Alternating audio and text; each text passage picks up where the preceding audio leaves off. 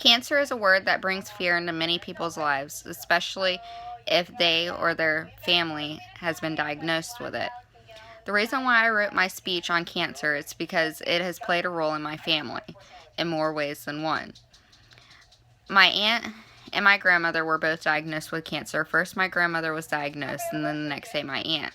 So it was unbelievable how two people in my family ended up having it a day apart from each other being diagnosed.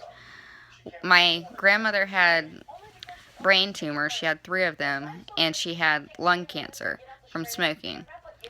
And she did radiation and chemo for 2 months, and she ended up passing away at the end of the 2 months. My aunt had radiation and chemo only for 3 days, and she passed away, but she had it in her spleen, she had it in her lungs from smoking, and she had it in her bones. It was all over her body. There was nothing that they could do. She was swollen. She couldn't breathe. It hurt her really bad to have the radiation and the chemo. She had to take morphine just to lay there.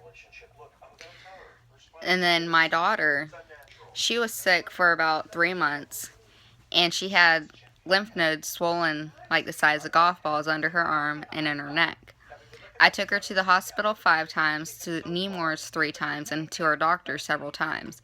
The doctor said that I shouldn't worry about it because it was normal for her lymph nodes to be swollen, because it happened to the doctor. So then the hospital ran several tests, and they told me that she had an infection. They just couldn't tell me what kind. They just knew that her white blood cell count was really high.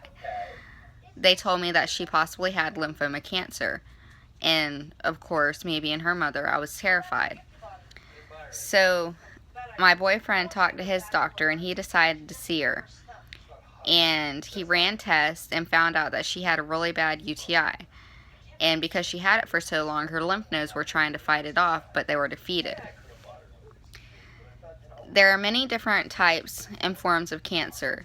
You can have lung cancer, you can have brain tumors, you can have cervical cancer, breast cancer, and depending on the type of cancer you have is the type of symptoms you'll have. Like if you have cervical cancer, your cells could be abnormal first and then turn into cancer. Cervical cancer is a silent killer, so you won't even, there's a possibility you won't even know that you have it. HPV is the leading cause to cervical cancer.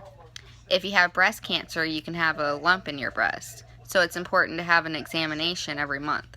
And with me talking about cervical cancer, it's important to have an examination every year with that. If you have skin cancer, you could have a mole or a freckle or something on your skin that changes shape, size, and color.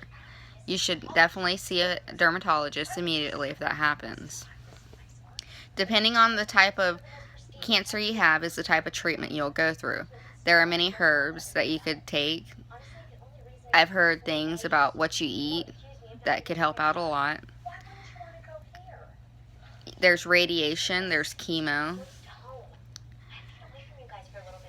And cancer is a malignant cellular neoplasm that invades other cells and often metastasizes to many parts of the body.